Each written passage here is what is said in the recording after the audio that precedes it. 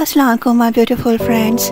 आज हम बात करेंगे हम नेटवर्क के 20 साल मुकम्मल होने की शानदार तकरीब की। ये इवेंट पाकिस्तानी शोबिज़ इंडस्ट्री की एक बहुत बड़ी तकरीब थी जहां सितारे चमक रहे थे।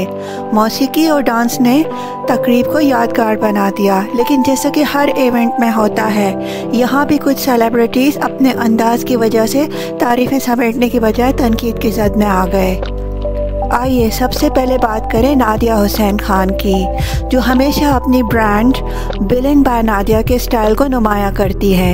इस बार उनका लिबास 2000 के पेरिस हिल्टन स्टाइल से मुतासिर लग रहा था, जिसने उन्हें बदतरीन लिबास की फहरिस्त में जगह दी।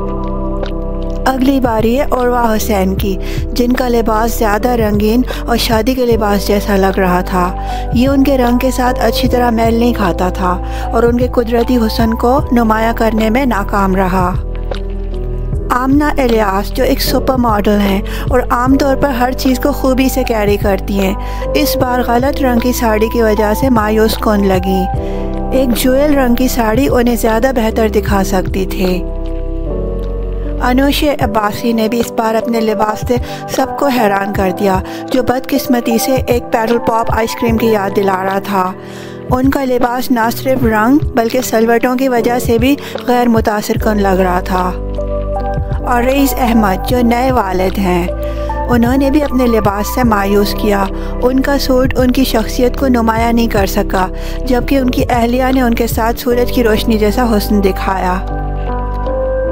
अहद रज़ा मीर, जो हम टीवी के अहम सितारे हैं, ने तकरीब में शिरकत तो की, मगर उनका सूट बिल्कुल बेजान और गैर मुतवज्जा लग रहा था।